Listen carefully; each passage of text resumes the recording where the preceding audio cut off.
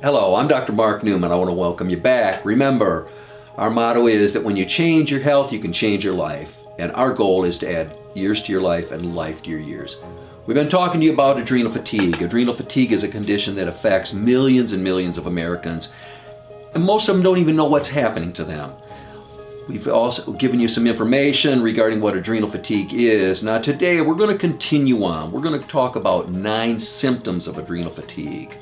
I want to remind you in the future, we'll continue to describe specific treatments, supplements, diet, and lifestyle changes that you can use to help treat your adrenal fatigue.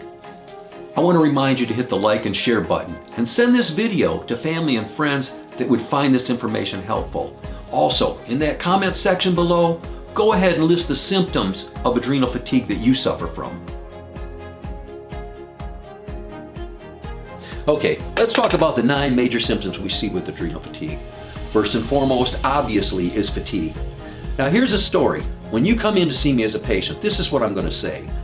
Give me, on a scale of 0 to 10, what your energy level is like. 0, you don't feel like getting out of bed in the morning. 10, man, you could run a good race every day. That's what I'm going to ask you. And depending on what you tell me, that's going to give us an idea of how long that problem has been going on. So, obviously, fatigue is number 1. Number 2, weight gain. Because the adrenals are a major player in all metabolic processes of the body, when your metabolism slows down, weight gain occurs. Now, what you're going to usually tell us is that you've noticed this weight gain through your midsection, your hips, and your thighs. No matter what you do as far as diet and exercise, it doesn't make a difference. So weight gain, again, is a big common complaint that we see with adrenal fatigue. Number 3, depression. The adrenal gland is involved with the production of many hormones. Many of those have to do with your cognition, memory, focus, concentration. When that's not working well, depression is going to be one of the signs and symptoms that we see with that. Obviously, if you don't have energy, you can't do the things that really bring you joy of life, depression commonly follows. Number 4, brain fog. Again, the adrenal glands are major players in all things metabolic, brain function being one of them. So when the brain is not working, well, you're going to tell us that your focus, your concentration, your ability to remember and so forth is not correct. Number 5, insomnia. With the adrenal glands, cortisol is essentially released in a specific rhythm. It should be highest first thing in the morning, and then it tapers down to bottom out around midnight. With a normal sleep-wake cycle, it builds up then again, so you're ready to go in the morning. Oftentimes, when the adrenal glands start not functioning properly, what will happen, that can almost become reversed. Oftentimes, you're going to tell us your energy during the day, it's not there. But all of a sudden, 8, 9, 10, 11 o'clock at night, you get this surge of energy and you're ready to wash the car, clean the house, read, write, do all the things that you enjoy in life. So what happens then is, because this cortisol is peaking later in the evening, now you find you don't want to go to bed till 2, 3, 4 in the morning. That doesn't work when you've got to be up at 6 o'clock the next morning to go to work. So insomnia becomes one of the big issues with adrenal fatigue. You know, many of you might say, what is a definition of health? I'm going to tell you what the definition of health is. It's being physically, mentally, spiritually, emotionally, financially, relationally, and professionally balanced and functioning at 100% efficiency. Now, some of you are going to say, wait a minute, how am I ever going to reach that goal?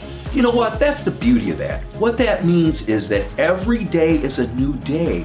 We can move forward in any areas of our life there. Some of us, you know, we might be short in one area of life, but in the other areas, we can work on it. Maybe our relationship, our profession, you know, our physical health. So I'm going to just tell you, that's what I believe the goal is, to be balanced in all those areas. Now, what are the foundations of health? The foundations of health are always going to stay the same. Diet, exercise, and stress reduction. Diet doesn't mean you need to be losing weight all the time, but I can tell you, if you need to lose weight and you have that willingness, that's going to give you the most bang for your buck where your health is concerned. Number 1, It's going to be less stress on your musculoskeletal system. And then all the rest of the systems of the body are going to function better when your weight is maximized.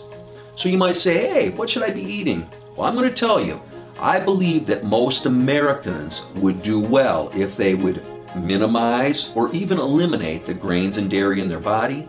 Those foods tend to be inflammatory. We have a harder time processing them and getting the nutrients from them. So I like to tell you that generally speaking, as far as proteins, chicken, fish, turkey, eggs, beans, and nuts are a good choice, boiled, broiled, or grilled. And then veggies and fruits. Bottom line is, nobody's eating too many vegetables. So how about trying to get 2 to 3 times as many vegetables as fruits? That way you're going to get all your micronutrients and your fiber from your fruits and veggies. And then exercise. It is virtually impossible to maximize your health without exercise. Now, only you or I or your family or friends can decide what is the best exercise for you to do. You have to find something that will keep your interest up, that you'll do year-round. For most people, you're going to get your most bang for your buck doing some sort of resistance exercise.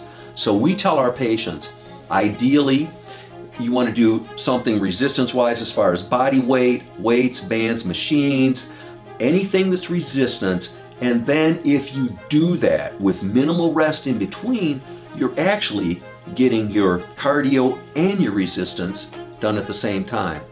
And then of course, stress reduction. Well, all of us have people, places, or things in our lives that are not beneficial. Again, only you and I know that. So we need to work at minimizing or eliminating some of those stressors. Okay, let's continue on with the most common symptoms that we see with adrenal fatigue. State of overwhelm. The adrenal glands, because of being the major player, obviously, producing and releasing cortisol, which helps your body deal with stress when you're overstressed. And that cortisol is not there to respond, you become overwhelmed. Any type of stressor, be it physical, mental, spiritual, emotional, financial, relational, professional, when those things start caving in on you, your body can no longer adapt. The next thing that we see commonly, I'll use the term fibromyalgia, but generally what I'm going to tell you is that most patients with adrenal fatigue oftentimes have increased aches and pains. They tell us, man, I can't exercise, I got too much, my body hurts and so forth if I do anything. The problem is, remember, we talked about the fact that insomnia is one of the signs and symptoms that we see with adrenal fatigue. When you cannot sleep, your body cannot recover. We have an increase in inflammation. And remember, inflammation is the root cause of all aging, degeneration, and disease. So again, that's why having the condition of adrenal fatigue is really such a danger to your health. The next thing that we hear patients complain about is their libido is gone. They have no interest in sex.